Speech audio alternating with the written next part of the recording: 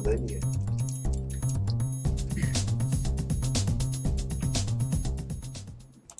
Hi, good afternoon, traders. Krishna Joshi here with 7 Points Capital, bringing you the midday trader takeaways for the 3rd of July.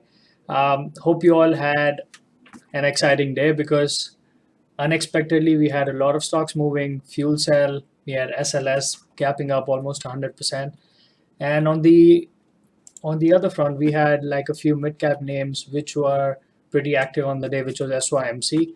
So I think I'm only going to cover one stock, just go over in detail as to what I was thinking on it. Let me see if anything else. AMRN, I had a couple of trades in that. KPTI was in action. The stock got halted around 11 o'clock. Yet to see what time it reopens. So let's jump into SPYs real quick. All-time highs on SPY. We hit 3,000, which is like a huge benchmark. Huge psychological level in mind, 3,000, and SPY just absolutely took off, like really strong on the day. And once we got past this 97.50, we really quickly broke past the pre-market highs and just did not look back at all. So SPY really good, strong close on that. Tesla was actually in action as well. Had a decent short at 240, covered pretty quick right off the opening wash. But let me jump into the one stock that I want to focus on, SYMC. So this one, AVGO wants to, Avago Broadcom wants to buy SYMC. They seem to be in like late stage deals, but nothing's really out yet, and the stock is still gapping up like 20 odd percent. That's something that I'm going to be watching very closely. So coming in, SYMC was my primary watch. Having traded all of these M&A takeouts, M&A rumors in the past, I felt much more comfortable being involved in this name. And coming in, I had like a certain levels in mind where I felt like if it holds 26, if it doesn't break past it, I'm going to look at short setups. So what did actually happen was we saw like a nice sell-off pre-market.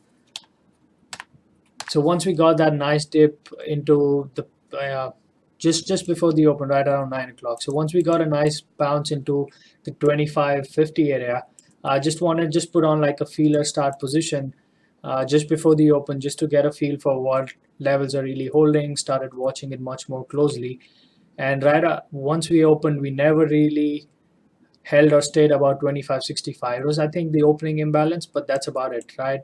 Right here we saw at 9:28 we saw like a spike into 25.60, but once we opened, we always stayed below this. But when I was sitting short, involved in this area, I never really knew in a convincing way how strongly this 25.50 wants to hold, right? And there were a couple of instances where it did actually wick about 25.50, traded above it for a few seconds, and came right back down.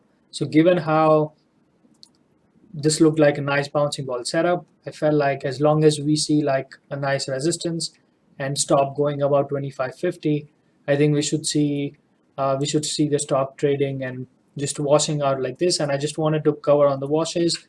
Hopefully it goes back to 25.50, able to get back in the position again. So that idea played well. And typically when we are looking at like selling options here, my strategy was having the next strike, which was $25 in mind. And having traded that in pre-market, my idea was I'm going to look at $25 puts, going to start accumulating that over the course of the day, because this is an M&A rumor.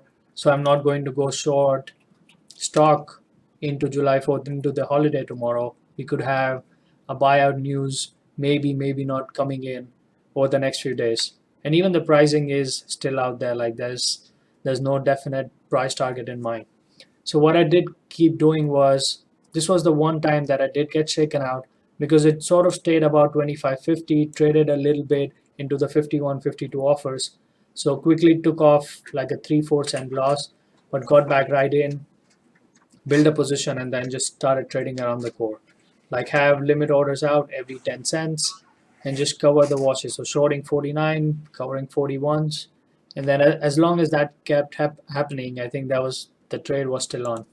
And that sort of kept happening all the way to 25. So it did eventually end up fading really nicely all day.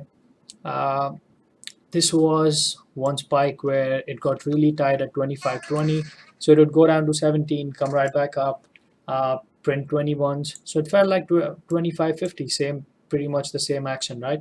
But there were like bids stacked up, and the bids would not hold. The bids would not get hit. So the last time when it wants to come right back up, I'm just getting out of the position. We got a big 15-cent squeeze. Once we get that again, the trade is still on. Just get short, moving a stop above this, and as soon as it keeps working, I'm just trading around the core. What I was doing in this one was I'd get in with pretty much my full size, as close to the big levels, as close to the offers as I could, and I'm giving it 3, 4, 5 cent stop. So if I'm shorting 25, 29, my stop is like 33, so it's a 4 cent stop. But if I'm shorting 25.49, it's a 4 cent stop. If I'm shorting, I'm putting out limit orders at 25.50. My stop loss is much more tighter, giving me additional few thousand shares to build my position. So that's how I kept seeing this trade. That as long as I can keep making it 7, 8 cents at a time, more like a cash flow trade. I'm making 7 cents. If I'm wrong, I'm losing three. But if you look at the accuracy on this trade, given how strongly this wants to hold, I can only see like having getting stopped out like once, maybe a break even trade on this one. But apart from that, it was pretty much good trading all day long. So SYMC ended up building a put position for 25 strike, sort of build it around, uh, not really giving it a lot of premium, just putting out limit orders, build a position, and try to scale out of some of it. And I'm much more comfortable holding it overnight. The put position, I know my max loss, and that's something I'm much more comfortable doing. But this is just one trade I wanted to go over. A lot of action on FSL, SLS. That's going to be flooded on Twitter as well. So I'll keep it something else for a midday Wednesday recap. And if you have any questions how we trade M&A takeovers, M&A rumors, feel free to message me and we can go over in details. That's it from me for today, guys. Hope you have a good 4th of July. Enjoy the fireworks, and I will see you on Friday on the next video. Thanks again for watching, guys. Krishna, Joshi here.